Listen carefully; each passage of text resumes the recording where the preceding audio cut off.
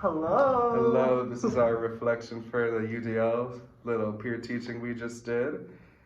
My first thought after we listened to the feedback was just I think we did a really good job overall. Yeah, I felt very confident with everything that we did, and we practiced a lot over this week, and especially yesterday. We actually met at the underground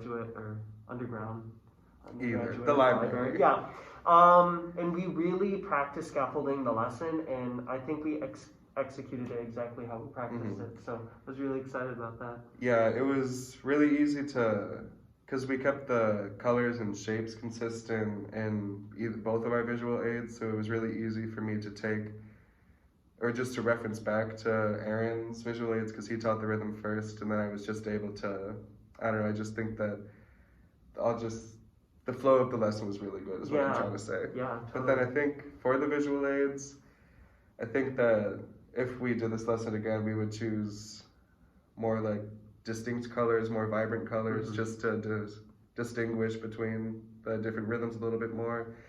And then for mine, I would try to just make it a little neater and space out the sticky notes a little bit because it was followable, but some of our feedback said that it could have just been like a little neater so that they could follow a little bit better. Yeah, especially with like the eighth notes, which presented some problems, but some repetition fixed that right up.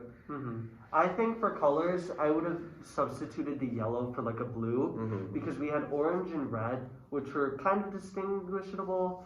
Having a blue instead of yellow could have really broken up like the colors. And also with the pieces of paper that we did for the visuals, for him, for the notes, I understand why you wanted to keep it all on one page so that it could show phrase by phrase each measure we wanted to do. But if we had it for our own classroom or our own lessons, maybe we would have had a bigger like poster board for the notes, and then ours were the small like white ones, just so that there's a lot more room to show like this is the first phrase, which has measures 1 and 3.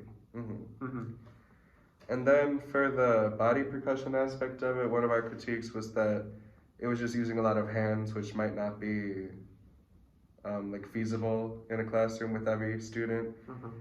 But then there was kind of a substitute way where you could just like say clap or pat or snap or just count. That's what I was trying to include in mine. When we had the 3 orange squares, I tried to say, so this is clap, so it'd be clap, clap, clap.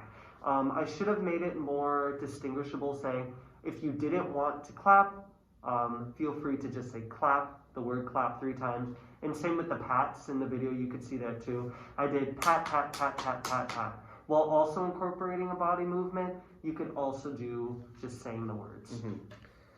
And then in terms of like the pacing, color, modality, those keywords of this course that we've learned so far, I think that our pacing was really good because even if the jumping to the melody was a little overwhelming at first, they could just look back at the rhythm visual aids to help them with that.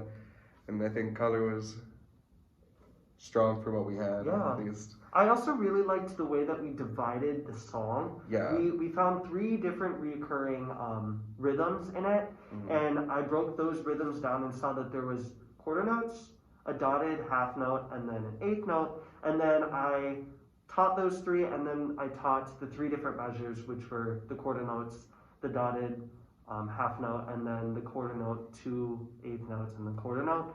And we used that for moving on to the notes where you were able to pair like measure 1 and measure 3, measure 1 and measure 2. Yeah.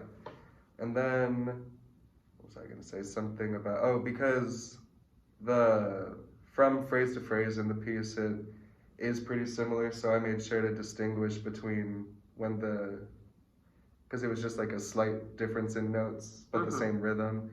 So I just made sure to practice those phrases a little bit more just so the students wouldn't get confused when playing the whole piece. Yeah, I think you did a really good job saying the first phrase, the first measure, is the same as the last one in your visual aid, the 4 different examples, but number 2 and number 3 are the same exact thing, just shifted down in notes, which was a good thing that you did. And I think like something I liked about your teaching was right away we like felt the beat, even with the swaying and the counting, and just just all of that. There was just like a lot of ways that you could participate to feel the beat. Yeah. Which is, I think, falls under modality. Yeah. I think so. Just throwing out some buzzwords. But Well, yeah, this was a fun project. Yeah, I had so much fun. It's always great working with you, Joey. And we hope that you enjoyed the video. Thank you so much for watching. We'll talk to you soon.